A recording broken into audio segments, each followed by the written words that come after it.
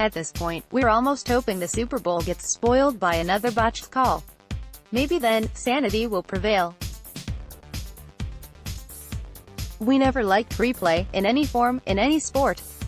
Still don't. Players make mistakes, coaches make mistakes, refs make mistakes. It's part of the game. But with the advent of highly defined technology and the proliferation of sports highlight shows, replay inevitably became a tiresome part of life. Like cell phones and Twitter, replay has been a topic for decades. It's been tested and abandoned, and revived and evolved, but it remains beyond imperfect.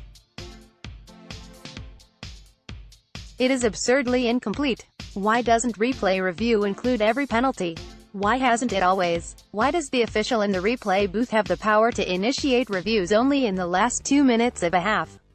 Why, for the other 56 minutes, put the onus on head coaches, who are standing on the sidelines at field level with less than a minute to decide whether to risk a precious timeout?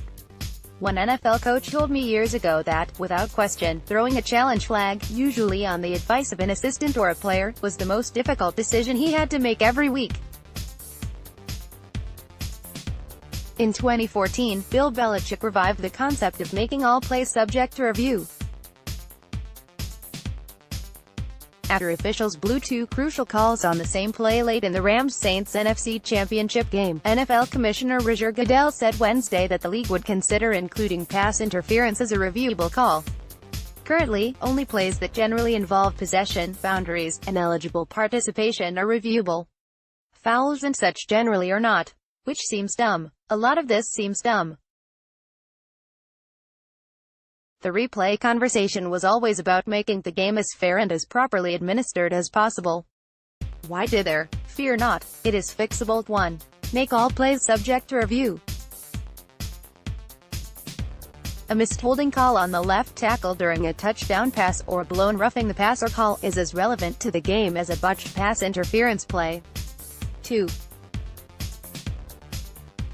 Put a second replay official in the booth, then expand the powers of replay officials to initiate reviews from the replay booth to the entire game, not just the last 2 minutes of each half.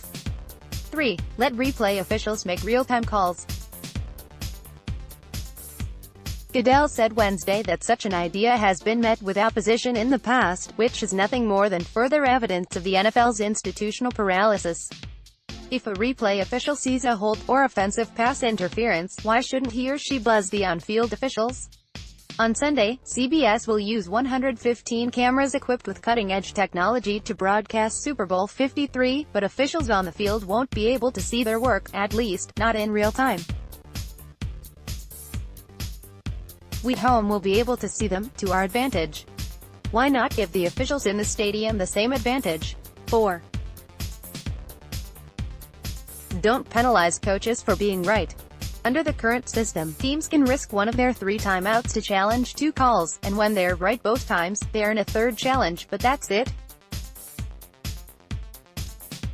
So, for instance, if the officials blow 3 calls by the end of the 3rd quarter, even if a coach's challenge was upheld all 3 times, he is left without recourse for the rest of the game.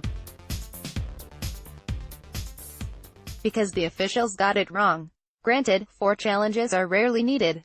Unless you're playing the Patriots. There are other considerations. For one, in a perfect world, there would be a standard number of cameras in standardized positions on every field for every game. It's patently unfair that a Lions at Buccaneers game at 1 p.m.